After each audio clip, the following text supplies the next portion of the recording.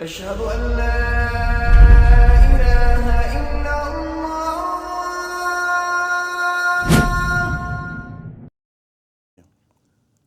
بسم الله والحمد لله والصلاة والسلام على رسول الله وعلى آله وصحبه ومن والاه. أما بعد, we continue and we have 3 more chapters regarding marriage and divorce, and maybe inshallah azza wa jal we'll finish 2 tonight, and then this other one, and it's a short one, but maybe next week, and then we can do something as a form of celebration. Allahu alam, we'll see what happens.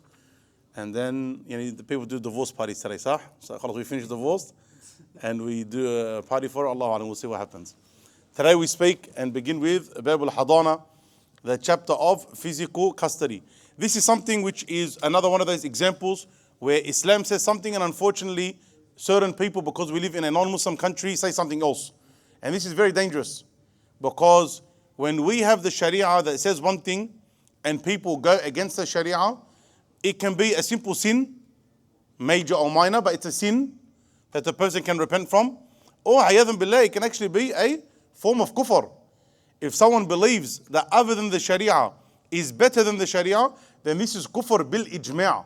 By consensus, every single Muslim scholar will tell you, if a person believes that a system, a legal system, is better than the system of Islam, the Sharia, then this is kufr. It takes a person outside of the fold of Islam. And this is a very common example of where people go through the court system for different reasons. Some of them because they want to cause harm to their ex-partner, or whims and desires, they want the children, whatever it may be. Some, this is a sin, a major sin. Some, ayadhan billah, will go because they prefer it and they believe that it's better. يريدون أن يتحكموا إلى الطاغوت وقد أمروا أن يكفروا به. Allah Azza wa Jalla says that these people, these hypocrites, they want to go and get rulings from the taghut, that which is ruled by other than what Allah Azza wa Jalla revealed. And they were commanded, Allah says, to disbelieve in it. When we believe in Allah Azza wa Jalla, it is not just believing in the essence of Allah, believing in the existence of Allah Azza wa Jalla. Allah Azza wa Jalla tells us that if you were to ask the mushrikun of Quraysh who sent down the rain, what would they reply? Allah. Who controls the universe? Allah. They will tell you that. But at the same time, they worshipped idols with Allah Azza wa Jal. So it's not just about believing in Allah. The Jews and the Christians, they believe in Allah. Iblis himself, the worst of the kuffar, he believes in Allah Azza wa Jal. His iman is so strong in Allah Azza wa Jal. His iman is stronger in terms of him knowing that Allah exists more than us. Which one of us have spoken to Allah? Anyone? None of us. Which one of us have seen the angels? Any one of us? None. Which one of us seen the creation of Adam alayhi salam? Any of us? None. None of us have seen that. Iblis done all of that. He spoke to Allah directly. He was amongst the angels. He seen the creation of Adam alayhi salam. So this is not something that is strange for a person to say. A person can be a disbeliever even if he believes in Allah. Believing in Allah, of course, is a key component in you being a Muslim. But then there are consequences, or there are other affairs that you need to believe in order for you to remain a Muslim. And if you disbelieve in them, or you do not believe in them properly, then it could take you outside of the fold of Islam. And people believing that there is a system better, even in an aspect, than the Sharia of Islam, this is completely wrong. So custody is a matter like every other matter that the Sharia came and specified. The Sharia came and specified. And so our duty as Muslims is to believe in this system. As for the matters where the Sharia left it open for the people, what do you prefer, meat or chicken? The Sharia didn't say you have to prefer one or the other. This is up to you. Do what you want. What's rice or bread with your food? That's up to you. Believe what you want. This is not an issue. Have your own opinion. But when it comes to that which the Sharia specified, then we have no duty except to submit. Then, in case this ever gets brought up in conversation, then you may have something in which the Sharia spoke about, but there may not be 100% clarity on it, and there may be some difference of opinion between the scholars. There is a big difference between a person saying they take this opinion over that opinion. That's not a problem. You don't have to agree with everything that we say. But you can't come and say something that no scholar said.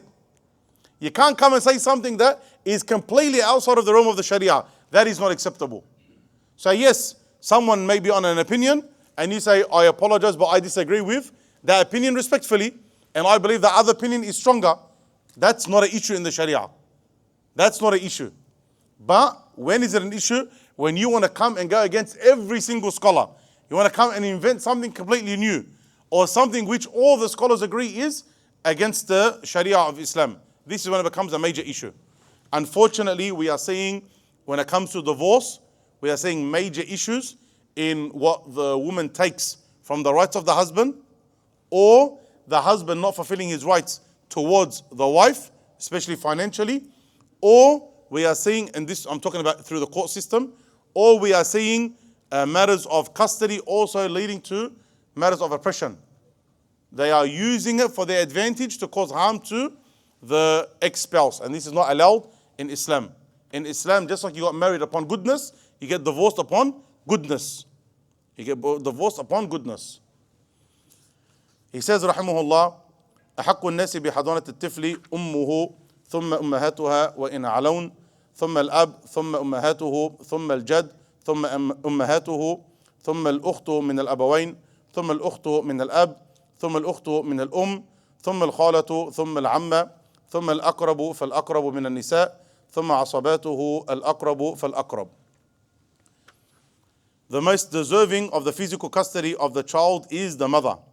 What we are talking about here is where is the person who the child will sleep at. This is not talking about seeing and not seeing. This is talking about where does this child live. So number one, when it comes to the young child, at-tifl, the young child, the most deserving of their physical custody is the mother. That's the asal. Two people get divorced, the child is young, who do they go to? They go to the mother. Then her mothers. So if for whatever reason we are to take the custody of that mother, and we'll explain some of the reasons why, then it goes to her mother. So the child's grandmother from the mother's side. However high and however many generations they may be. So the grandmother, the great-grandmother, etc. Then the father. They have the rights, first and foremost. If, for whatever reason, they can't look after the child or they are not fit to look after the child, then it goes to the father's side. It goes to the father, then his mothers, then the grandfather, then his mothers, then the full sister, then the paternal half-sister, then the maternal half-sister, then the maternal aunt, then the paternal aunt, then the closest related women, and then the closest relatives of parental kin, yani from the father's side. We're only going to speak about some in a little bit of detail, and then inshallah azza wa jal, we will get to some of the other matters because they're not as common. Tayyib, if two people get divorced, who has the right? As we mentioned, the mother. The mother, especially when they're young, okay, of a young child, the mother has the right. If we have one of the reasons that are brought about where the mother will lose the right to custody. So she doesn't lose custody automatically. She loses the right to custody.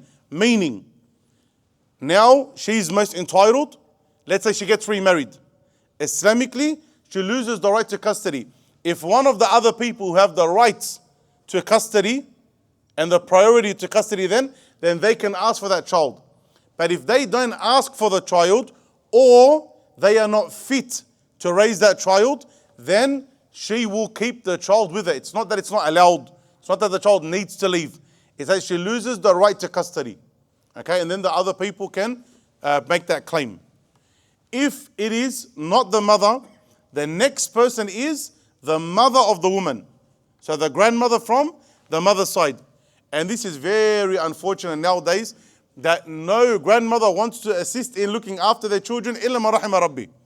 Of course, there are some still in the community, but they are unfortunately a dying breed. The grandmothers who want to assist in looking after their grandchildren. Before, the grandmother was like the mother. And they would come and the kids would be there for a very long time. And if anything was to happen, the grandmother would take the children and look after them. Now we have been afflicted and affected by the mentality, I've done my raising of the children, I'm happy to look after them for 2-3 hours and then take them back. And this is an unfortunate reality, especially in the West.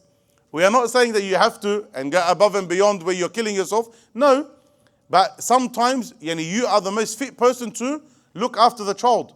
especially when it's not affecting your life in the sense that now you can't move and you're going to have to spend all of your money and you're going to be physically tired the entire day. Yani it's going to be nicer for you to look after the child than someone else who's not fit to look after the child, but they don't want to at all. And this is something sad, and it shows you how much the Western mentality has affected us, even in older age. Even a person who may have not necessarily been grown up in the Western society for them to be affected by this, but still even in older age, it's affected them. Where now I want to look after myself. And I'm talking based off any proper personal interactions. Some would literally prefer to sit at a cafe, 60-year-old, 70-year-old lady. Prefer to sit at a cafe and drink coffee and smoke argili and talk to strange men, non-mahram men, than to look after her grandchildren. This is a sad reality that many are facing. Okay? Some of them, anyways, wallah, sometimes this is my therapy. Forgive me. Tayyib. The mothers, then the grandmothers, however high they may however high they may be, so the grandmother, the great-grandmother, etc. Then it goes to the father. And a lot of brothers have this mistaken understanding that if their wife gets remarried, automatically the child comes back to them. No. It goes to the mother, then the grandmother, then you. Then you if they are not willing or they are unable. Then the father, then his mothers. Okay, yani his mother, his grandmother, etc. Then the grandfather, and yani we're not going to speak about the rest because it's not as common. But just to repeat, the grandfather, then his mothers, then the full sister, then the paternal half sister, then the maternal half sister, etc. Tayyib. When it comes to looking after the child, in Islam, first and foremost, whose rights are we trying to look after? Whose interest do we have at heart first and foremost? The child. Good. We're looking after the child's best interest.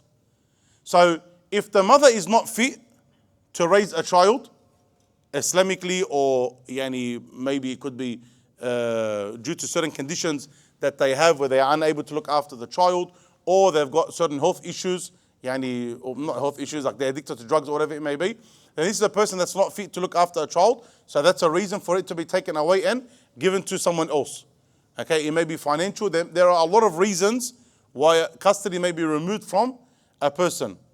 Some of them, he says, rahimahullah, وَلَا حَضَانَةَ لِرَقِيقٍ وَلَا فَاسِقٍ وَلَا امْرَأَةٍ مُزَوَّجَةٍ لِأَجْنَبِيٍّ مِنَ الطِّفْلِ فَإِنْ زَالَتِ الْمَوَانِعُ مِنْهُمْ عَادَ حَقُّهُمْ فِي الْحَضَانَةِ.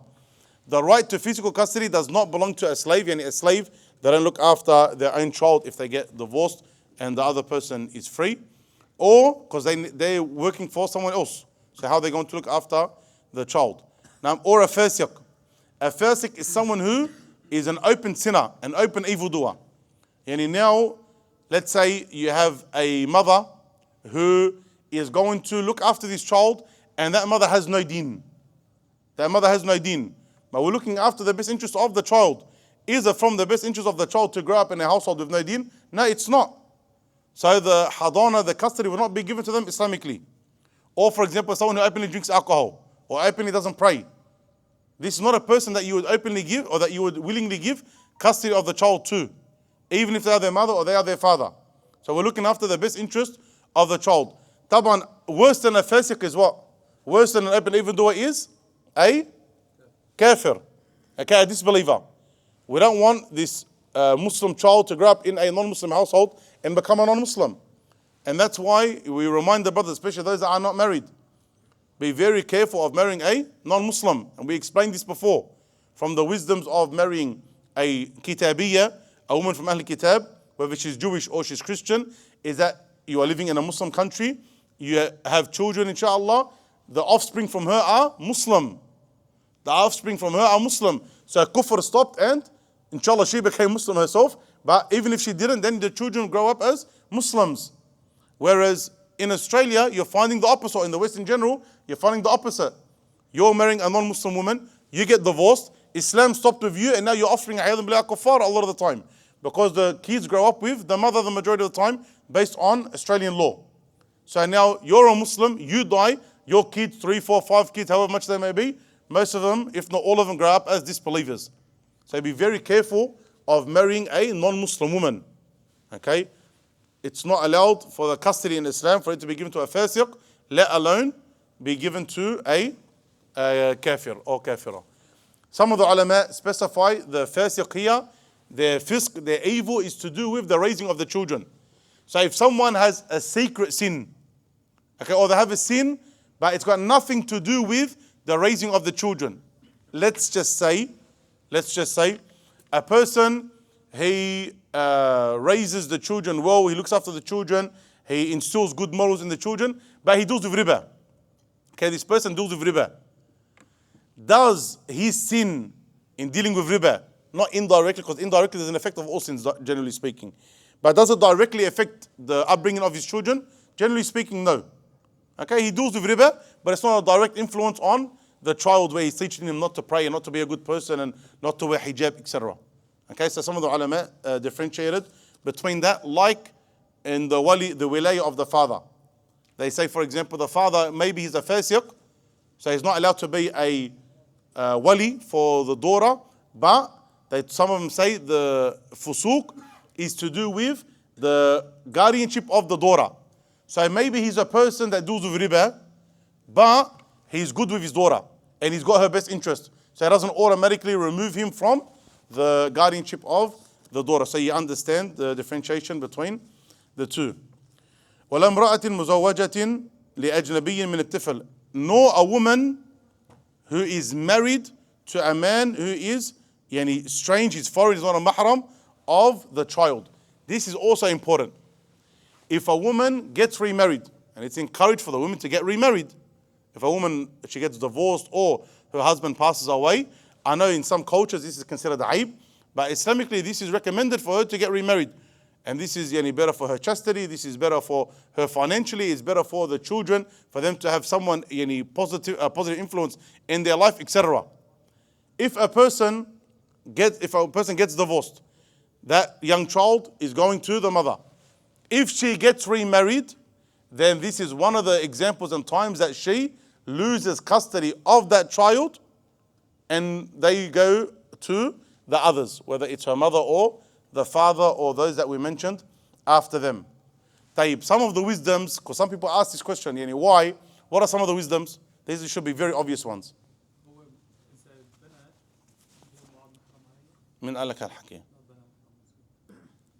This is one of the biggest mistakes.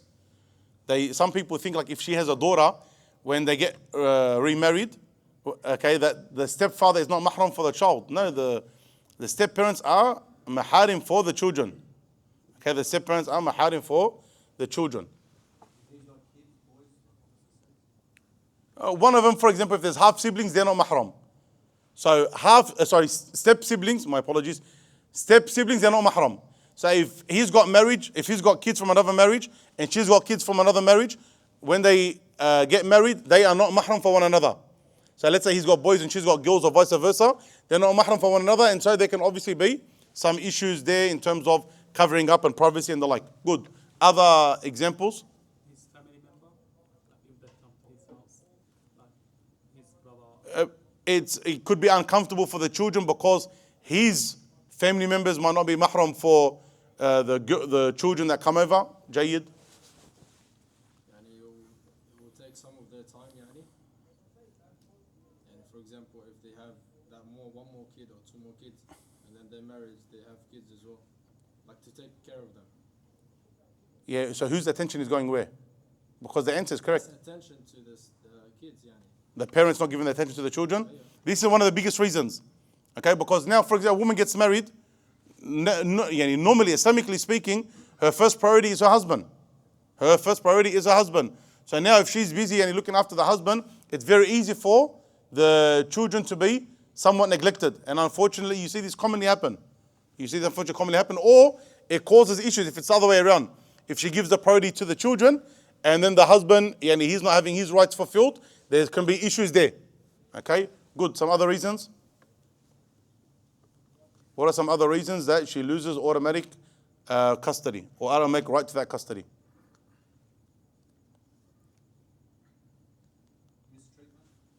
Very important one. Okay, the mistreatment of the step parent towards the children. This is very, very, very common. Okay, it could be sexual abuse, it could be physical abuse, it could be a lot of things. Okay, and this is why following the Quran, Sunnah, following the Khulafa al-Rashidin radiallahu anhum ajma'in is so important. Because these are people that Allah Azza wa Jalla has blessed. For those that know why I said that, they know why I said that. If she's married to, I got to finish that point because I said that for something else. if she's married to a non-Muslim. Yeah. Everyone's going to think this guy's autistic. Why did he say that for? Tayyib. He was Shia, that's why. For they were freaking out. For the children, unfortunately, in many households where there is step parenting, unfortunately, and it's increasing and it's getting worse, especially with pornography and the like, the matter of abuse, whether it's sexual or physical, from the step parent, especially towards the children, it happens even from parents. And again, it is on the rise, and no community is immune from this, including the Muslim community. The issues that are happening are a lot more. Okay, the issues that are happening are a lot more, and it's usually the father or the stepfather that is abusive, yani sexually or physically, towards the children. Okay, yes, it can happen with the stepmother. Sometimes the stepmother, she will come and she'll be very, very bad to the children, but the man should be a man and put her in a place. Okay, this is what's meant to happen. I know it doesn't always happen, but that's what theoretically should happen. As for the stepfather doing things, a lot of the time the mother herself doesn't have much power to stop him. Okay, and so it's very, very, very problematic. But this is also a very big reason why the wisdom of the Sharia dictates that if she gets remarried, she loses automatic custody or right to custody from the children or of the children. You had another reason? If she marries a non-Muslim? She can't marry a non-Muslim. The Muslim woman can't marry a non-Muslim. Anyone else? Any other wisdoms possible? What you said is pretty good. Okay, what you said is pretty good. The father or others, again, we're looking at the best interest of the children. So if the best interest of the children is for when she gets remarried, they're not going to get the same level of care, generally speaking, we move her away, okay, to the mother of the woman, the grandmother from the mother's side. If not, then to the father or his side. And we always remind that if they are unable to do it, then the children stay with the parent, the mother. If they're not able to do it, even if they want them, but they say, I can't look after, I'm going to leave the kid at home watching TV all day. That's not the best interest of the child.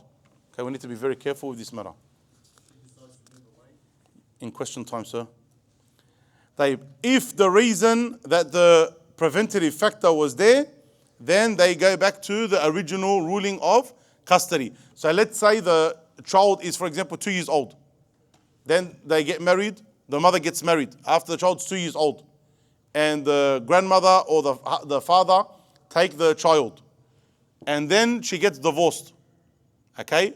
Then that child can go back to the mother, no issue. She gets the automatic custody again. Because the reason why she lost the priority in custody is now removed. وإذا بلغ الغلام 7 سنين خير بين أبويه فكان عند من اختاره منهما وإذا بلغت الجارية 7 فأبوها أحق بها. When the boy reaches the age, now this is the boy, okay, below these young children, boy and girl are the same. Here he's talking about the boy now. When the boy reaches the age of 7 years, he is given the choice between his parents, and then he will be with whomever he chooses. There is some difference of opinion in these upcoming points. Okay, when the boy reaches 7 years of age, he is given the choice between his parents, and then he will be with whomever he chooses. So now you've got two parents. Okay, you've got two parents. The mother is there, the father is there. The judge will ask if there's a dispute in the custody. The judge will ask who the child wants to be with. If he chooses the father and there's no reason to prevent him, then he's with the father. If he chooses the mother and there's no reason to prevent her from the custody, then he goes with the mother. At the age of 7, they start what's called tamyiz, being able now to differentiate between what's right and wrong and appropriate, etc. The age of 7, like when we teach the children the prayer, because now they start to have the mental capacity to understand what's best for them or where they're more comfortable. So at the age of 7, they're given that choice. As for the girl, when the girl reaches the age of 7 years, her father is more deserving of her. Again, as we mentioned, there's some difference of opinion in the upcoming points, but this is one of the Hanbali positions, that when the girl becomes 7 years of age, then now her father is more deserving of her. Why? Because he's going to look after her more, he's going to protect her more, he's going to have the ability to marry her off if someone suitable comes and asks for her hand later on in life, etc. Okay, but if she's growing up outside of the house, then it's very hard for him to have an effect on her upbringing. وعلى الأب أن يسترضع لولده إلا أن تشاء الأم. This is talking about breastfeeding. And Islamically, what used to happen in the time of the Prophet ﷺ and for a long time after that is that those who breastfeed will get paid for their breastfeeding. So the father would have to pay for the breastfeeding of the wife for their children. And if the wife didn't want to do it, then she would outsource the breastfeeding. There would be a witness, and that witness would be paid. Okay? Now the araf has changed, and the mother of the child breastfeeds, and this is part of that which is customarily understood, and so we don't need to get into that. But no one can say, I don't want to breastfeed. The child needs to be breastfed if they can. Okay, you don't say, okay, by choice I'm going to go and give the child baby powder or formula. No. Okay, they need to be breastfed. In the olden times, they used to pay for it. Now, alhamdulillah, it's just part of the job. طيب. This is, in summary, the custody. Some important matters regarding custody. If the custody of the children is with one parent, it doesn't mean the other parent is allowed to prohibit them or prevent the other parent from seeing their children. So let's say the mother has custody to the children. Islamically, unless there is harm to that child, they can't say to the dad, no, you're not allowed to see the children. Like putting an AVA against them or something. The parent is not allowed to prevent the other parent from seeing the children. Again, there's obviously etiquette, there is obviously good dealings, there's obviously restrictions, things are understood when it comes to custody of children. And you can't say, well, I want to come right now and pick up the kids. No, there may be reasons why that can't happen. Okay? But, for example, to say, the dad says, I want to see my children, for example, during the week at this particular time. And it's something convenient. There's no reason to say no. You say, just because you want to cause problems? No, you're not allowed. This is a problem. This Islamic is not allowed. The father has the right to see that child. Can he come and say, look, I'm going to come now, and you're in the shops, you have to come home? Again, this is unreasonable. It's unreasonable. But if it's easy to have the father come see the child, and it's not going to cause problems, then this is not something that should ever be prevented from the dealings between one another. Some people, they become very bad when it comes to this. Okay? Or some people, they will say, okay, listen, you can see the kids, but you can see them, for example, 1 day a week. What father wants to see his kids only 1 day a week? No. If the father is saying, I want to see them a reasonable amount of times. Reasonable. For example, they sleep at my house once a week. This is very common. They'll sleep at my house once a week, and during the week, I'll come pick them up once or twice. I'll take them for an hour or two, and I'll bring them back. And this is not unreasonable, and it should happen. Again, Islamically, we are always looking at the best interest of the children. That's what we're looking at. What is in the best interest of the children? That's what we do. A child needs a mother and a father. No matter how good you think you are, and I especially address this to the females because they're the ones that abuse this the most. No matter how good you think you are, no matter how strong you think you are, as a woman in raising a child, believe me, you do not replace a man. As simple as that.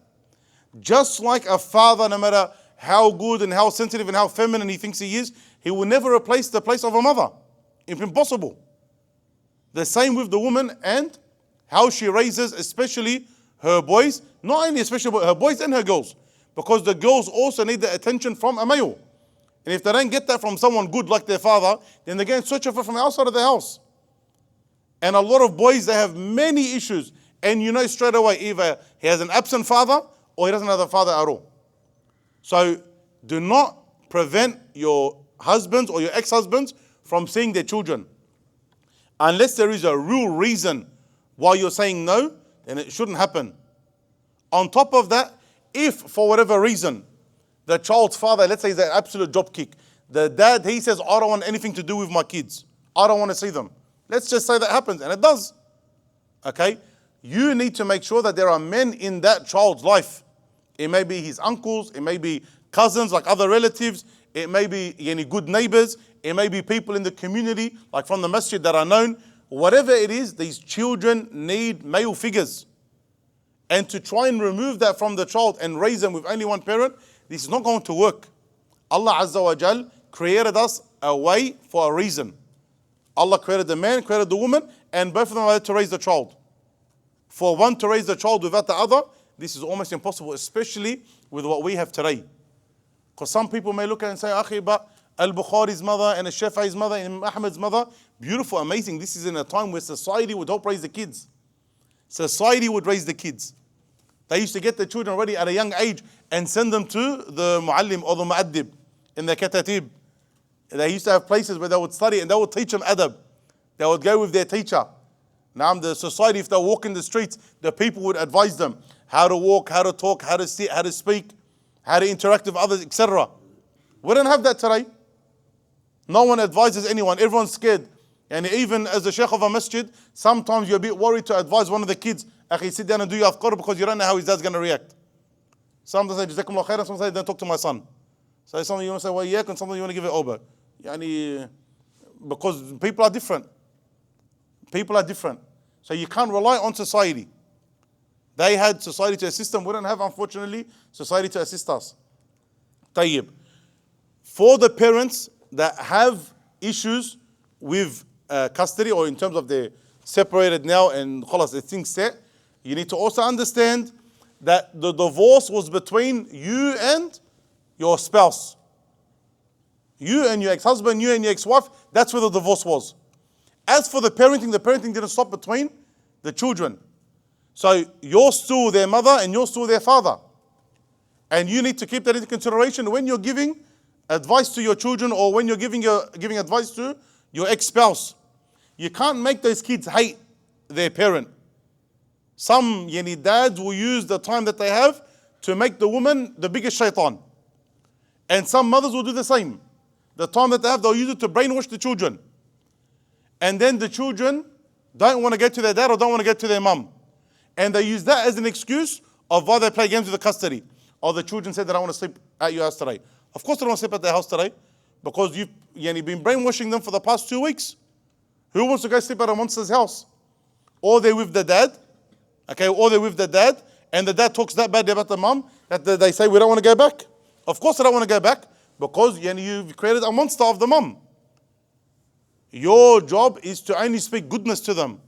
You're not allowed to speak wrong. You're not allowed to backbite. You're not allowed to slander, especially when it comes to their parent. Think of the psychological damage that you're causing to these children. You got divorced, you don't want to be with that person anymore, no problem. But they're still the parent of their child. So you speak good or remain silent, as the Prophet ﷺ said. You're not allowed to work the children against the parents. Also for the children, especially if there are children that hear the message and they are of an age where they start to understand, they are still your parents.